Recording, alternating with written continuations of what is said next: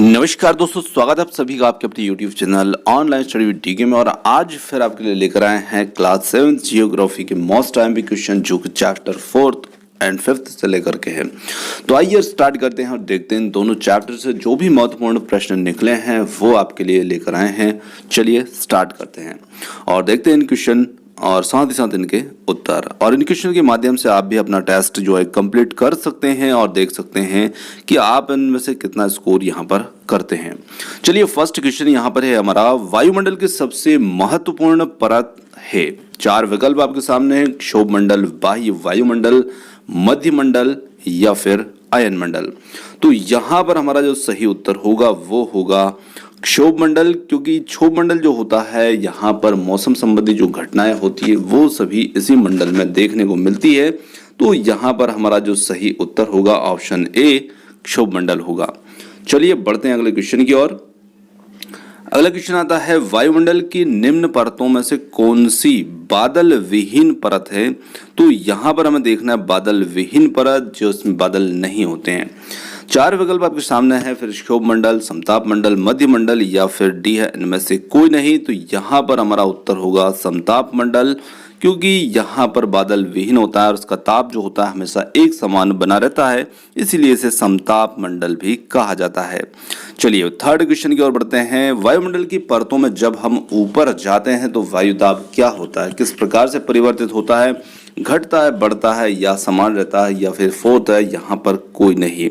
तो यहाँ पर हमारा जो उत्तर होगा, जैसे जैसे हम वायुमंडल की परत में ऊपर जाते हैं तो वायु का दाब जो होता है वो घटता है। ऑप्शन बी होगा यहाँ पर इसके लिए सही उत्तर। चलिए ऑप्शन बी। बढ़ते नेक्स्ट क्वेश्चन की ओर। जब वृष्टि तरल रूप में पृथ्वी पर आती है तब हम उसे कहते हैं। देखिए वृष्टि तरल रूप में, आपको यहाँ पर देखना तरल रूप में आती है तब उसे हम बादल, वर्षा, हिम या सभी कहते हैं। तो निश्चित रूप से जब वो आती है तरल रूप में तो हम उसे वर्षा कहते हैं। तो ऑप्शन बी होगा करेक्ट आंसर।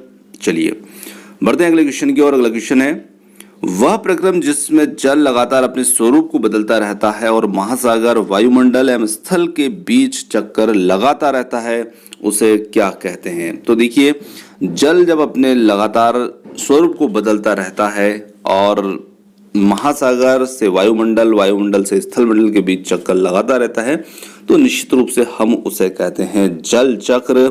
ऑप्शन ए जो होगा यहाँ पर हमारा सही उत्तर होगा। चलिए बढ़ते अगले क्वेश्चन की ओर। अगला क्वेश्चन है, सामान्यतः गर्म महासागरीय धाराएं जो होती है ये उत्पन्न होती है। तो देखिए गर्म जो धाराएं होती है वो होती है भूमध्य रेखा के निकट, क्योंकि भूमध्य रेखा पर जो होता है तापमान बहुत ज्यादा रहता है तो वहां से गर्म महासागरीय धाराएं जो होती है ये उत्पन्न होती है। चलिए अगला क्वेश्चन लेते हैं। दिन में 2 बार नियम से महासागरीय जल का उठना एवं गिरना कहलाता है। तो देखिए महासागरीय जो जल होता है उसका गिरना और उठना जो होता है उसे हम कहते हैं ज्वार भाटा। ऑप्शन जो ए होगा यहाँ पर हमारा सही उत्तर होता है। चलिए अगला क्वेश्चन आता है, महासागर के लवणीय जल में पाया जाता है। अब देखिए महासागर के जो जल है वो खारा है और हम सभी जानते हैं कि क्यों है, क्योंकि उसमें नमक पाया जाता है, सोडियम क्लोराइड पाया जाता है। ऑप्शन जो बी होगा यहाँ पर इसके लिए सही उत्तर होगा।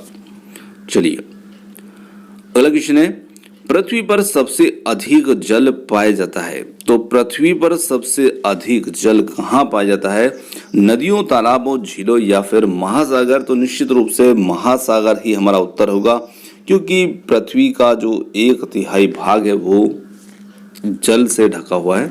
तो महासागर हमारा इसमें उत्तर हो जाता है। अगला क्वेश्चन आता है, विश्व जल दिवस कब मनाया जाता है। तो विश्व जल दिवस जो होता है ये मनाया जाता है 22 मार्च को। ऑप्शन जो बी होगा यहाँ पर हमारा सही उत्तर होगा।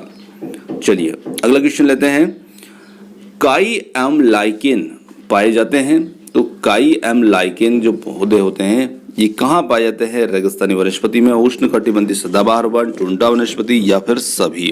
तो यहाँ पर हमारा उत्तर होगा काई और लाइकेन जो होते हैं ये पाए जाते हैं टुंड्रा वनस्पति। ऑप्शन जो सी होगा यहाँ पर सही उत्तर होगा। चलिए नेक्स्ट क्वेश्चन की ओर बढ़ते हैं। नेक्स्ट अगला क्वेश्चन हमारा यहाँ पर आता है, कांटेदार झाड़ियाँ मिलती है। तो कांटेदार झाड़ियाँ कहाँ मिलती है? गर्म एवं आर्द्र उष्ण कटिबंधीय जलवायु, या फिर गर्म शुष्क रेगिस्तानी जलवायु, और सी है ठंडी ध्रुवीय जलवायु में, या डी है सभी में। तो देखिए कांटेदार झाड़ियाँ जो होती है वो गर्म और शुष्क रेगिस्तानी जलवायु जहाँ पर होती है वहाँ पर हमें देखने को मिलती है। ऑप्शन जो बी होगा इसके लिए करेक्ट आंसर होगा। चलिए बढ़ते अगले क्वेश्चन की ओर। उष्ण कटिबंधीय सदाबहार वन का एक सामान्य जानवर है। तो ये जानवर जो होता है ये बंदर, जिराफ, ऊंट, या फिर इनमें से कोई नहीं। तो यहाँ पर ऑप्शन ए जो होगा ये हमारा इसमें उत्तर हो जाता है। चलिए बंदर।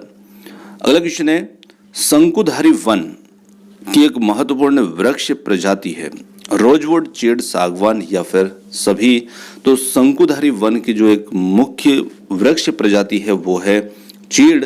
ऑप्शन बी हमारा सही उत्तर है। चलिए अगला क्वेश्चन लेते हैं। अगला क्वेश्चन है, स्टेपी घास स्थल पाए जाते हैं। तो स्टेपी घास स्थल दक्षिण अफ्रीका, ऑस्ट्रेलिया, मध्य एशिया, या फिर यूरोप। तो स्टेपी घास स्थल जो होते हैं ये पाए जाते हैं मध्य एशिया। ऑप्शन सी जो होगा यहाँ पर हमारा सही उत्तर होगा। अगला क्वेश्चन लेते हैं। अगला क्वेश्चन है, अलवण जल के मुख्य स्रोत कौन से हैं? तो देखिए अलवणीय जल मतलब जिसमें नमक ना मिला हो ऐसा जल, और ऐसा जल जो होता है हमारे पीने के लिए उपयोग में आता है, चाहे वो कुएं का हो, हिमनद का हो, या भूमिगत जल के स्रोत का हो सकता है। तो यहाँ पर हमारा जो उत्तर बनता है वो बनता है ऑप्शन डी, उपरोक्त सभी, क्योंकि इन सभी प्रकार के जल जो होता है ये अलवणीय होता है।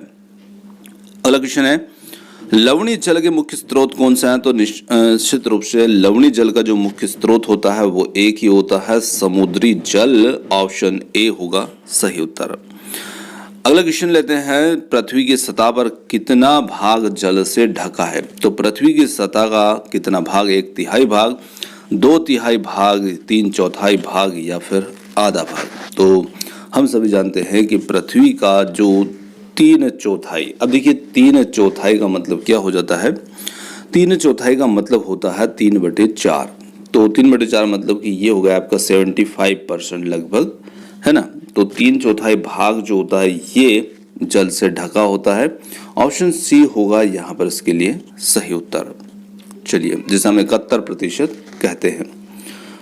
बढ़ता अगला क्वेश्चन की ओर। अगला क्वेश्चन है यहाँ पर, सुनामी शब्द जो है जापानी भाषा का शब्द है और जिसका अर्थ होता है तो विनाशकारी पोताश्रयी तरंगे, समुद्री तूफान, या आने वाली विपदा। तो इसका अर्थ होता है पोताश्रयी तरंगे। ऑप्शन जो बी होगा यहाँ पर हमारा सही उत्तर होगा। चलिए अगला क्वेश्चन है, नौ संचालन में सहायक होता है उच्च ज्वार से, निम्न ज्वार से, भाटा से, या समुद्री गर्त से। तो उच्च ज्वार जो होता है इससे नौ संचालन में ये सहायक होता है। ऑप्शन जो ए होगा यहाँ पर हमारा सही उत्तर होगा। चलिए अगले क्वेश्चन की ओर बढ़ते हैं। अगला क्वेश्चन है, जहां गर्म और ठंडी जल धाराएं मिलती है वहां किस तरह की स्थिति बनती है?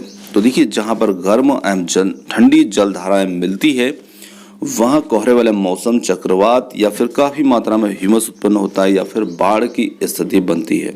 तो देखिए यहाँ पर गर्म और ठंडी जल धाराएं मिलती हैं, वहां पर कोहरे वाला मौसम जो होता है ये उत्पन्न होता है। ऑप्शन ए जो होगा यहाँ पर हमारा सही उत्तर होगा।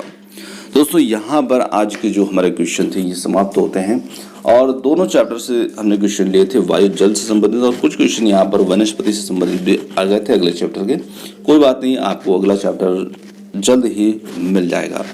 तो उम्मीद करते हैं वीडियो आपको पसंद आया होगा, और वीडियो पसंद आया तो वीडियो को लाइक, शेयर, चैनल को सब्सक्राइब करना मत भूलिएगा। आपने हमें समय दिया उसके लिए बहुत बहुत धन्यवाद। Thank you so much. मिलते हैं जल्दी एक और नए किसी अगले वीडियो के साथ। धन्यवाद।